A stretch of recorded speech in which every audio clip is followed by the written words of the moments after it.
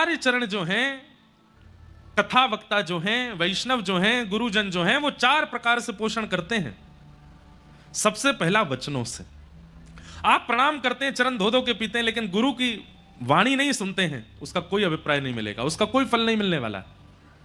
सबसे पहला, गुरु के वचन अटल कर मानो, उनकी वाणी सुनो।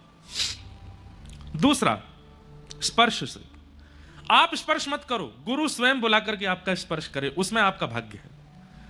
आपके व्यवहार, स्वभाव और मुखमंडल की आकृति देख करके आचार्य चरण ने खुद आज्ञा की इधर आओ, और आपके सिर पे हाथ फेर दिया, बस हो गई कृपा, स्पर्श। दूसरा, तीसरा, दृष्टि। हजारों लोग सामने खड़े हैं, पर आचार्य चरण जब सबको देखते हैं तो उनकी दृष्टि आप पर रुक जाती है, और आपको देख करके उनकी दृष्टि से करुणा आपके ऊपर होने लग जाए, समझो यह भी पोषण है, दृष्टि पड़ना। और अंतिम, मन। भले ही आचार्य चरण कोसों दूर आपसे चले जाएं, पर उनके मन में आपकी छवि और आपका चिंतन बना हुआ है, तो समझो आपका पोषण हो रहा है। वचन से पोषण करता है मानव।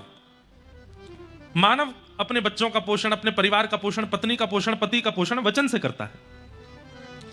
पर स्पर्श से पोषण करता है बच्चों का पक्षी। पक्षी बोल करके बच्चों को कुछ नहीं सिखाता, स्पर्श से, अपने पंखों से अंडे को छूता रहेगा जब तक वो जन्म ना ले ले, और जैसे जन्म लेता है उसके बाद भी अपने स्पर्श से बच्चे का पोषण करता है पक्षी। वहां बिना बोले ही बालक का कल्याण हो जाता है। क्यों? क्योंकि उसके गुरु, उसके आचार्य, उसके माता पिता स्पर्श कर रहे हैं। मानवों का कल्याण वचन से भी होता है, स्पर्श से भी होता है, और तीसरा होता है दृष्टि से। दृष्टि से पोषण करती है मछली।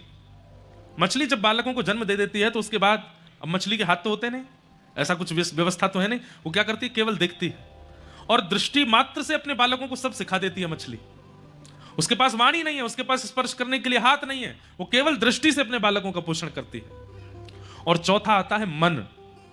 मन से पोषण करता है कछुआ। कछुआ बालकों को जन्म देता है, और देने के बाद बालक उससे विलग हो जाते हैं। बालक चाहे हजारों मील दूर चला जाए, पर कछुआ नेत्र बंद करके अपने मन से अपने बालक का पोषण कर देता है। मादा कछुआ जो होती है वो नेत्र बंद करके मन से अपने बालकों को संतुष्ट कर देती है, आनंदित कर देती है। जैसे छोटा बालक बिलकता है बिना मां के, ऐसी कछुए की मां जो होती है वो बिलकते हुए बालक का केवल स्मरण करती है, और उस बालक को वही ममता का अनुभव होने लग जाता है। वो मन से स्मरण करती है, मन से पोषण करती है। ऐसे ही हमारी हिंदू वैदिक सनातन धर्म परंपरा में आचार्य चरण भी 4 प्रकार से पोषण करते हैं: वचन, स्पर्श, शब्द और मन।